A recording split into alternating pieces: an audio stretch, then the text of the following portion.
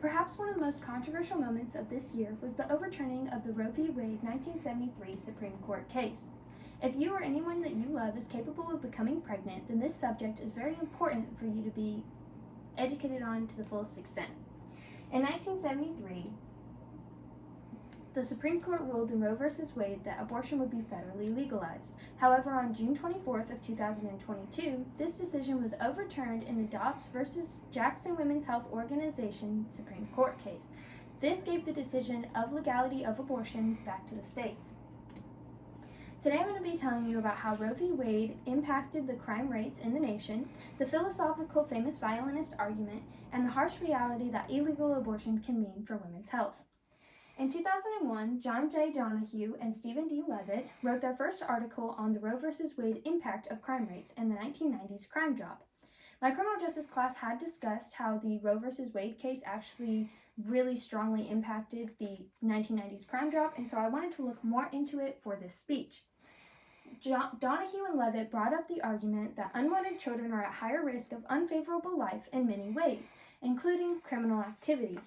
Donahue and Levitt also made a prediction at the end of their first article that crime would continue to steadily decrease over the next 20 years. Well, 18 years later, they came back with this article, and they showed all of their math and their research, but it turns out that they had been right. Between 1998 and 2014, there was a 20% crime drop, as they had predicted. And they also found that the 5 states who had already legalized abortion before the Roe v. Wade decision had seen a faster crime drop than the other states. They also show, and these tables I have a little bit better way of explaining them, but they also showed that the states with the higher abortion rates actually saw a greater crime drop. So as you can see, this is a state with a lower abortion rate, and this is a state with a higher abortion rate.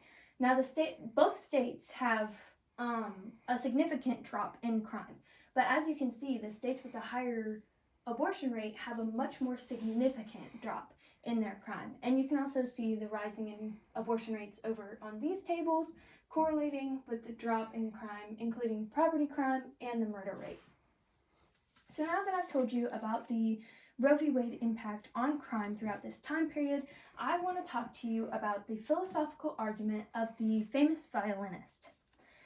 So the famous violinist is an argument that was brought forth by Judith Jarvis Thomson in 1971 in his paper, A Defense of Abortion. So basically, the philosophical argument of the famous violinist asks you to put yourself in a hypothetical situation. This hypothetical situation is as follows. You wake up in a hospital, and you're connected by all of these tubes to this man in a hospital bed next to you. You don't remember anything, but the hospital workers come up to you and they're like, hey, you were kidnapped against your will. This guy next to you is a famous violinist, and his fans kidnapped you and hooked you up to him because he's dying of a kidney disease, and you have the only blood in the world that is able to save him. So we don't agree with them kidnapping you. We wouldn't have condoned it if we had known, but it happened, and now you're here, and if we unplug him, he'll die.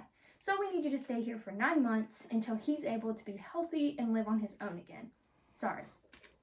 Basically, this hypothetical situation brings forth the argument, is it fair for you to have to stay there when you were kidnapped and put there against your will?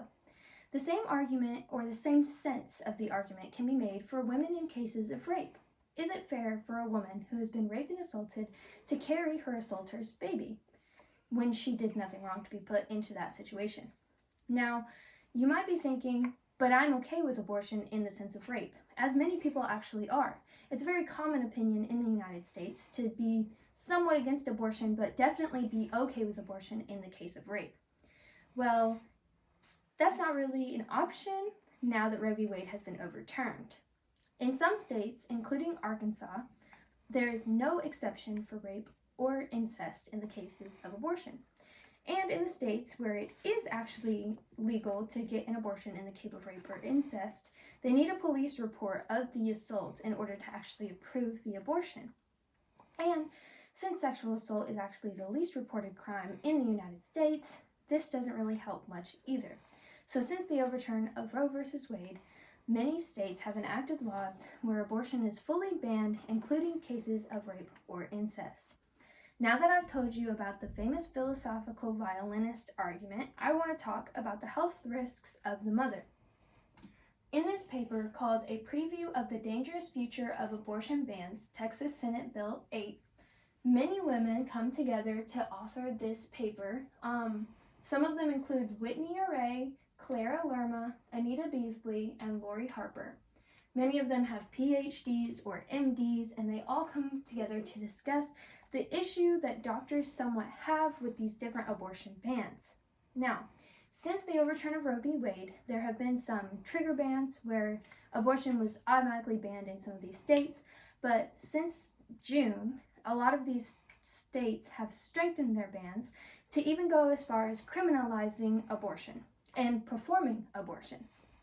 So many clinicians feel as though they're sort of walking on eggshells when knowing when it's okay to perform an abortion and when it's not, because all of these states have exceptions when it comes to the detrimental health of the mother.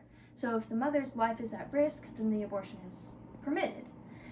Many doctors are actually hesitant with performing abortions, even in life-saving scenarios, because they don't really know where to draw the line on if it's allowed or not.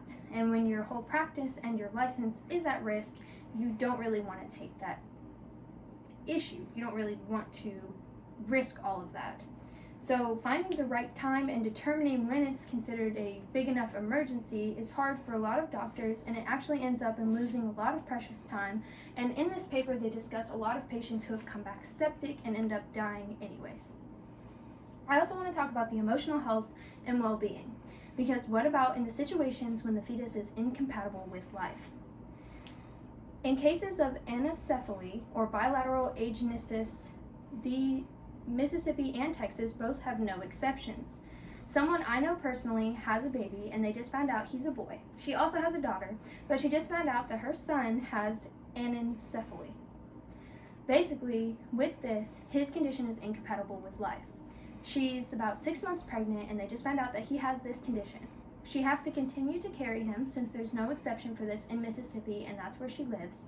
And her baby will either be stillborn and not make it fully to term, or he will be born and he will only be able to live a few days to maybe a week. With anencephaly, the skull and the brain do not fully develop, and it is a disease that is incompatible with life, and there is no cure and no treatment for it. But she doesn't have the choice to not go through that now, and so her and her daughter and her husband all kind of have to deal with that collectively, and she has to still figure out how to be a mother while being faced with this harsh reality as well.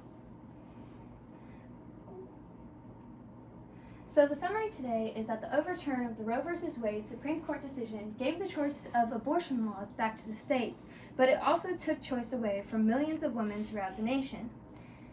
Roe v. Wade should not have been overturned because of the impact on the state of crime. It took away